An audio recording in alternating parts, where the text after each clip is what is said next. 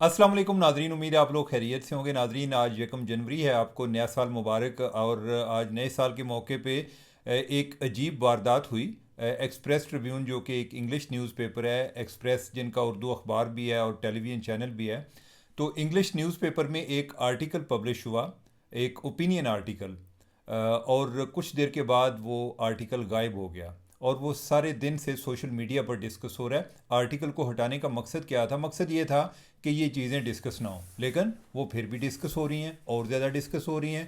ख़ास तौर पे पीटीआई वाले उसको बहुत ज़्यादा डिस्कस कर रहे हैं और उन्होंने एक ट्विटर पे पाकिस्तान में जो एक सबसे बड़ा ट्रेंड इस टाइम चल रहा है या कि कौन सा इशू है, वो आर्टिकल है, वो मजमून है जिसको हटाया गया ताकि ये डिस्कस ना हो। अब वो आर्टिकल किस बारे में है? वो आर्टिकल है जेन जी के बारे में। जो लिखने वाला, जो आथर है, वो पीएचडी स्टूडेंट है कि अमेरिकन यूनिवर्सिटी में पढ़ रहा है, पाकिस्तानी है। और उसने लिखा कि भाई बाबे तुम्हारी गेम ਹੁਣ ख़त्म हो गई है। यानी कि उसका उन्वान था इट इज़ ओवर।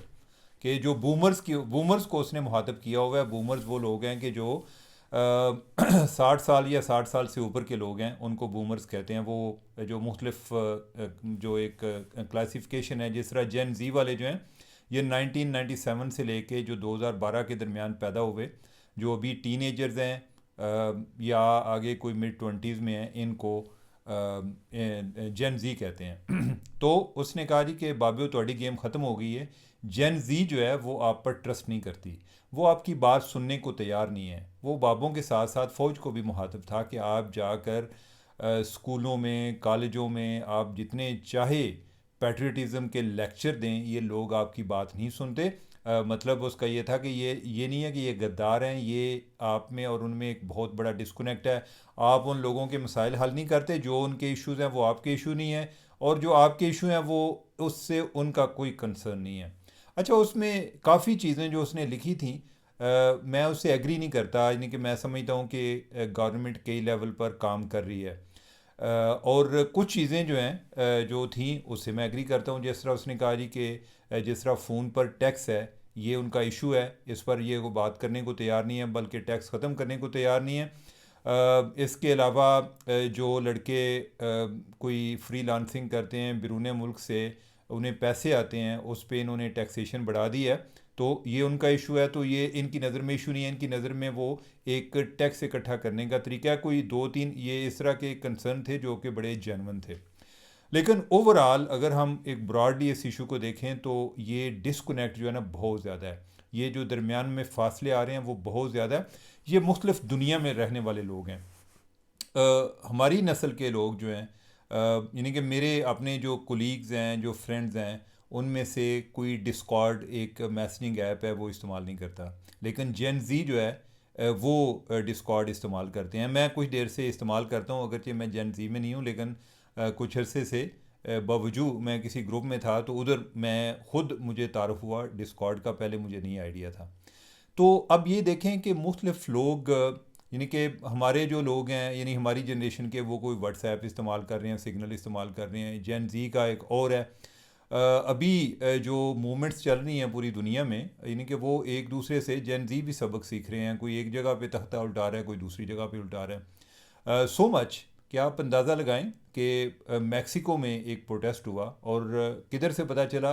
जो यूथ है उनको जी डिस्कॉर्ड पे मुख्तलिफ ग्रुप्स बने हुए हैं, उधर से पता चला।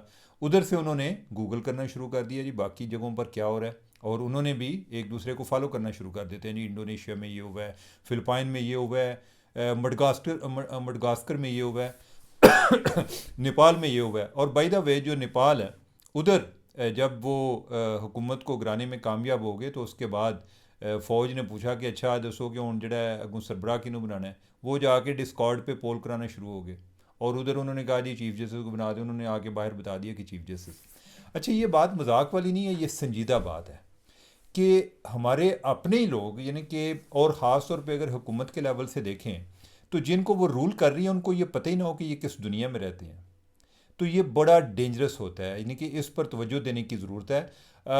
आई डोंट नो कि वो लड़का किस जो तबका फ़िक्र से बिलोंग करता है, सियासी उसकी एक झुकाव किधर है। मुझे लगता है कि वो एक पीटीआई का मुझे लग रहा था, लेकिन मैं इस बात से हट कर बात करता हूँ।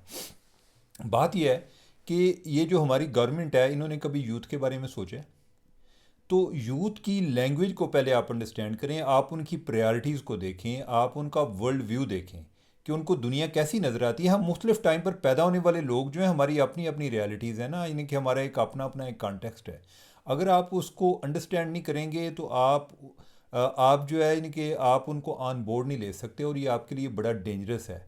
हम जो बड़ा प्राउडली क्लेम करते हैं ना जी कि हमारी 60% पॉपुलेशन जो है वो यूथ है, ये आपके लिए एक बहुत बड़ी थ्रेट भी है। ठीक है कि अगर आपका उनसे रब्ता ही नहीं है, आपको पता ही नहीं है, आप अपने लेवल पे फैसले करते रहते हैं कि जी वो नहीं, सानू ज़्यादा पता है कि इन्होंने वास्ते किड़ी चीज़ अच्छी है, ये वाली चीज़ें नहीं होती। अब टेक्नोलॉजी का दौर है, और मैं तो ये कहता हूँ कि आप बच्चों के साथ भी उनके साथ जबर नहीं कर सकते। टेक्नोलॉजी है, यानी कि वो अगर आपको चीट करना चाहेंगे, उनके पास 100 तरीके हैं। मैं एक दिन देख रहा था, कोई प्रोफेसर था जो टेक्नोलॉजी पर ही काम कर रहा था। वो कहता है मैं अपने बच्चों का स्क्रीन टाइम कम करना चाह रहा था, और मैंने कोई उसमें कोई स्क्रीन लॉक लगा दिया। कुछ देर बाद मुझे पता चला कि मेरी बेटी ने उसको अनलॉक कर लिया। तो यानी कहता है फिर मैंने उसके साथ ज़रा नगोशिएट किया, उसको पूछा कि तुमने कैसे अनलॉक किया है। मेरा गुफ्तगू करने का मतलब ये है कि आप इस तरीके से आप उनको रोक नहीं सकते। आप उनके साथ जब उनको अंडरस्टैंड नहीं करेंगे, उनकी दुनिया को अंडरस्टैंड नहीं करेंगे, तो यानी कि वो आपके साथ कोऑपरेट नहीं करेंगे। तो ये हुकूमत के लिए एक बहुत बड़ी एक थ्रेट है। यानी कि अगर आप उनको अंडरस्टैंड नहीं करेंगे तो ये आपके लिए एक बहुत बड़ा एक सियासी तौर पर भी ख़तरा है। तो इस पर काम करने की ज़रूरत है, उनको इंगेज करें। इसके अलावा आपके पास कोई ऑप्शन नहीं है। यानी कि इवन मैं गवर्नमेंट की बात करता हूँ कि आपके बारे में जो भी राय है, हो सकता है कि आप ऐसे ना हो, गलत राय जो है वो ऐसी ना हो जो बनी हुई है। लेकिन आप जब उनसे गुफ्तगू नहीं करेंगे, उनको आपका कैसे पता चलेगा? अगर कोई और बंदा उनका नुमाइंदा बन जाएगा, तो जो वो बात करेगा आप उनकी नज़र में वही होंगे। तो लिहाजा बेहतर है कि आप उनको इंगेज करें, बजाय इसके कि आप आर्टिकल हटाएं। आर्टिकल मजमून हटाने से आपका मसला हल नहीं होगा। अब नाजरीन, अपने नेक्स्ट टॉपिक की तरफ बढ़ते हैं। Excuse me. आपको पता है कि साल के आगाज़ पर जो एस्ट्रोलॉजिस्ट होते हैं और जो पेशीन गोइयाँ करते हैं, उनकी बड़ी डिमांड होती है। टीवी वाले उनको बुला रहे होते हैं जी कि बताएं नया साल कैसा रहेगा पाकिस्तान के बारे में। तो मैं आज पढ़ रहा था, जो सामिया खान है, आपने नाम सुना होगा, बड़ी मशहूर शख्सियत है, और वो भी इसी बिज़नेस में है। सामिया का मैं आपको ज़रा बता दूं कि सामिया हर साल करती है, और उसका एक जो क्रेडिबिलिटी इंडेक्स में ज़रा एक लेवल अबव है, इस सेंस में कि उसकी अक्सर बातें ठीक भी हो जाती हैं।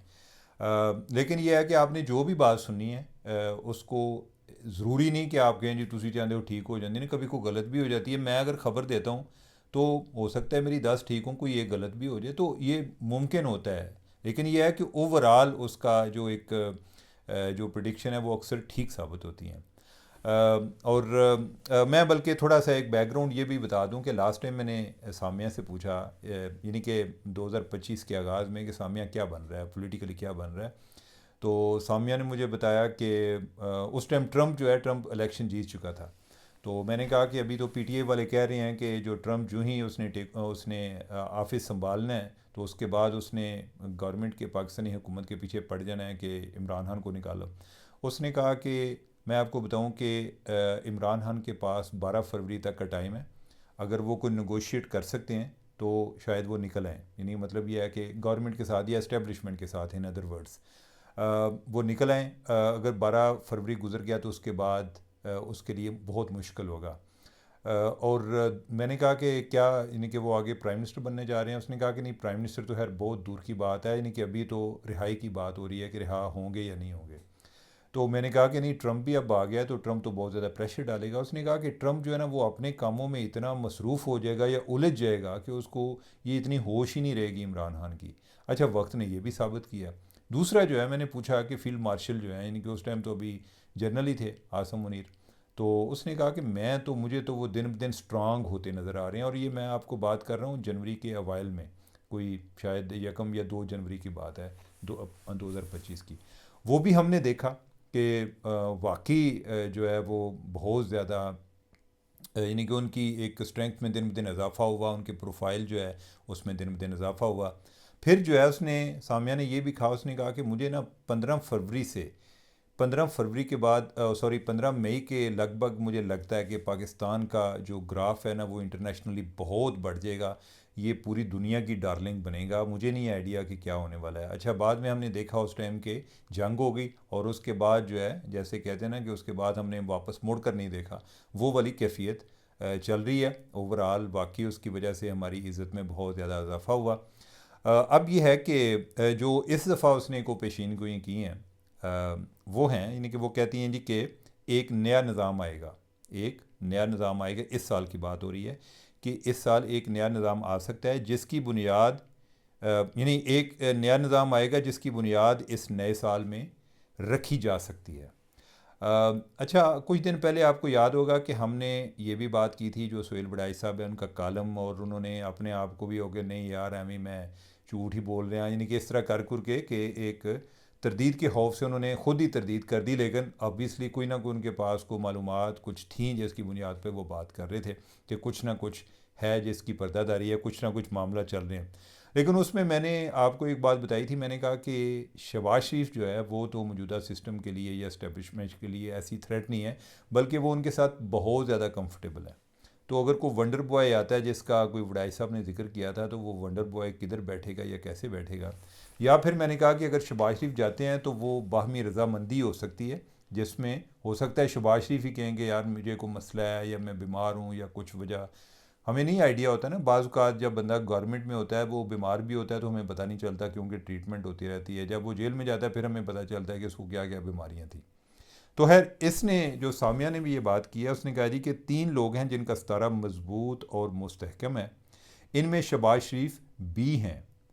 अगर कुछ होगा तो वो बाहमी मुफाहमत से होगा। मतलब यह है कि अगर निज़ाम में तब्दीली आती है तो जिसके नतीजे में कोई प्राइम मिनिस्टरशिप जो है वो किसी और के पास जाती है, हम वैसे एक मफरूज़े पे बात कर रहे हैं, तो वो मुफाहमत से होगा। मतलब यह है कि ये डर वाले मामले में नहीं, मुफाहमत यह है कि जो एक खुशी से कि कोई सिचुएशन ऐसी बन जाए कि जिसमें लगे कि यार मैं अब कर नहीं सकता या मेरा कोई मसला है, आप कोई बंदा और ले आएँ, कोई 100 वजूहात हो सकती हैं। तो जो सामिया का भी ये ख्याल है, यानी कि मेरा एक अपना अंदाज़ा है, लेकिन जो यानी कि मेरे पास अभी तक इन्फॉर्मेशन आती रहती है उसकी बुनियाद पे जो मेरा एक अपना तजज़िया, मैंने उस बुनियाद पे बात की थी। जो सामिया है इसका अपना नॉलेज है, जो यानी कि आगे आगे जो उन्होंने बात किया, उन्होंने कहा जी कि बिलावल की सियासी ग्रूमिंग शानदार है, ये एक बड़ी अहम बात है। मैं इस पर तबसरा नहीं करूँगा, लेकिन आपने ख़ुद ज़रा गौर से बात सुननी है। उन्होंने कहा जी कि बिलावल की सियासी तरबियत बड़ी शानदार है, लेकिन मुझे वो सियासत में ज़्यादा लंबा अरसा नज़र नहीं आ रहे। अल्लाह ताला उनकी उम्र दराज करे। अलबत्ता आसफ़ा ज़रदारी बच्ची हैं जो बेनज़ीर की लेगसी, वो बच्ची हैं जो बेनज़ीर की लेगसी आगे लेकर चलेंगी। ठीक है, अब आई डोंट नो कि इसका क्या मतलब निकाला जाए, लेकिन ये है कि ये उनकी एक अपनी जो रीडिंग है वो मैंने आपको बता दी है। अगेन इमरान खान के हवाले से मैंने आपको पहले बताया था कि इमरान खान के हवाले से जो लास्ट टाइम जो 2025 की उसकी पेशीन गोई थी, इस दफ़ा की इमरान खान के बारे में जो सामिया की एक पेशीन गोई है वो ये है कि जनवरी और फरवरी के दूसरे हफ्ते तक डील के ज़रिए कुछ इम्कान मौजूद हैं। यानी कि उस टाइम भी उसने कहा था जी कि 12 फरवरी या कोई इतना को मुझे याद है कि कोई फरवरी का उसने टाइम बताया था।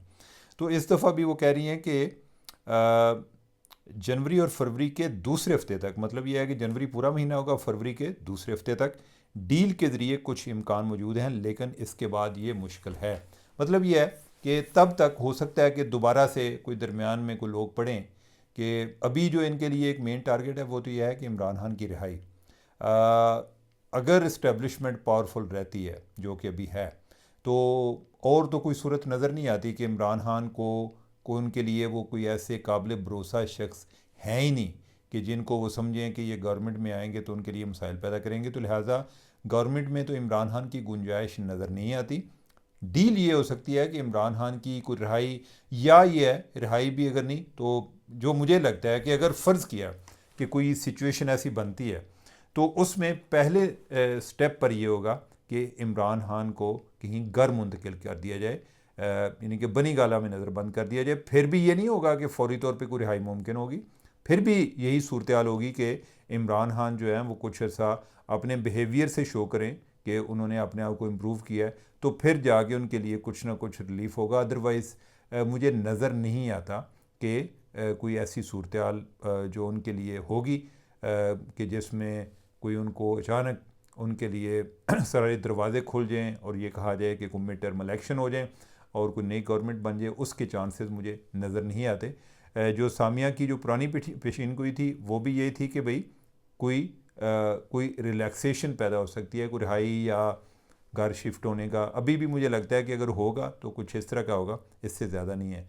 तो नाजरीन, मेरा ख्याल है कि आज हमारा यानी कि इतनी बातें हैं और उम्मीद है कि आप इनको हज़म कर लेंगे। मुझे दें इजाज़त। अल्लाह हाफिज़।